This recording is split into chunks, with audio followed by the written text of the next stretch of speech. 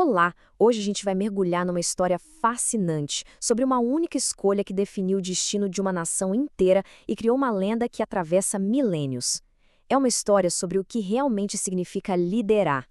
Vamos começar com um exercício de imaginação. Pensa por um instante. Se uma força maior, tipo um gênio da lâmpada dos contos de fada, aparecesse e dissesse que se pode pedir uma única coisa, o que seria? Dinheiro? Poder? Uma vida bem longa? A resposta para essa pergunta, no fundo, diz muito sobre o que a gente mais valoriza. Pois é, essa pergunta que parece hipotética foi a realidade de um jovem rei uns 3.000 anos atrás. Ele recebeu o que as fontes descrevem como um verdadeiro cheque em branco dos céus. E a resposta que ele deu não só surpreendeu todo mundo, como também se tornou a base de todo o seu reinado. Ok, vamos entrar nessa história. Conheçam Salomão, o novo rei de Israel. Ele tinha acabado de herdar o trono do seu pai, o lendário rei Davi, e a pressão era gigantesca. Ele era jovem e as fontes contam que ele se sentia totalmente despreparado para essa tarefa monumental que caiu no colo dele.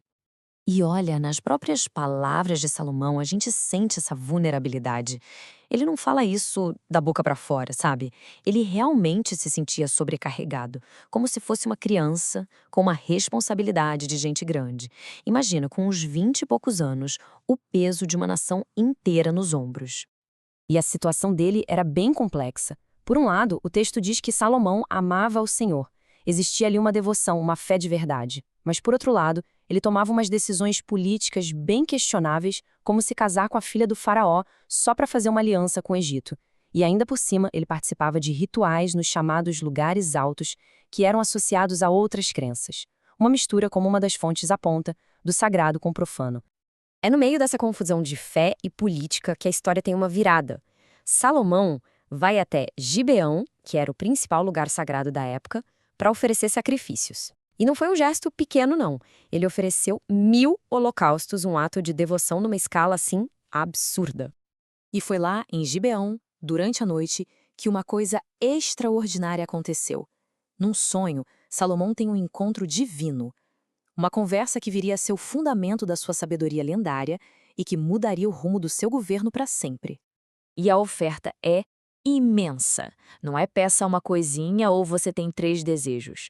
É uma pergunta totalmente aberta, sem nenhum limite.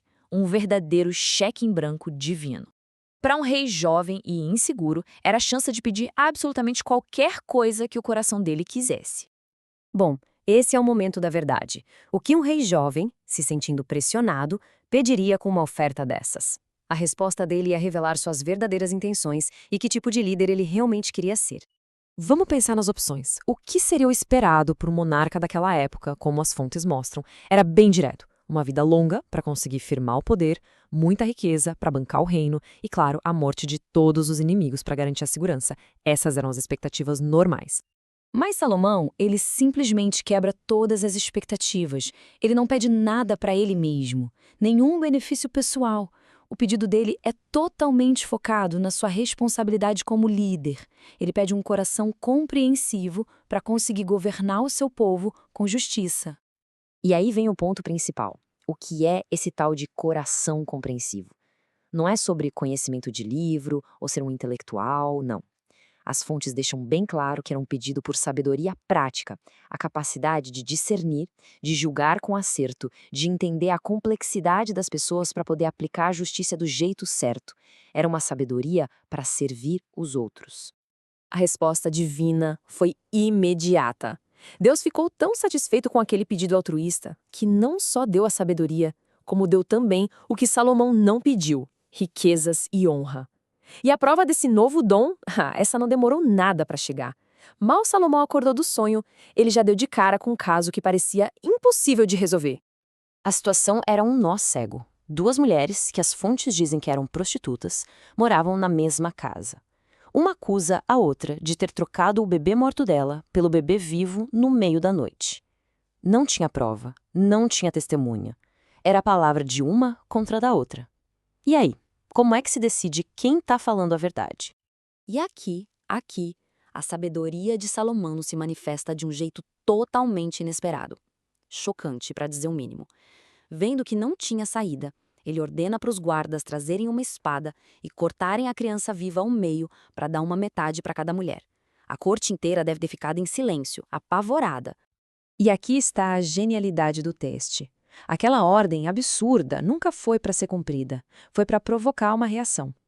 E as respostas foram imediatas e totalmente opostas.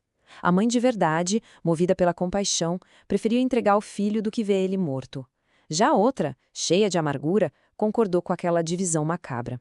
O veredito, então, se tornou óbvio. A sabedoria de Salomão não precisou de perícia, de evidência. Ela foi direto na natureza humana. Ele entendeu que o amor de mãe, o amor verdadeiro, protege acima de tudo. Em um segundo, a verdade que estava escondida no coração daquelas duas mulheres foi revelada para todo mundo ver. O impacto desse julgamento foi muito além daquele tribunal. Foi o ato que construiu a reputação de Salomão, a demonstração pública, que ninguém podia questionar, da sua sabedoria divina. A notícia correu por todo o reino.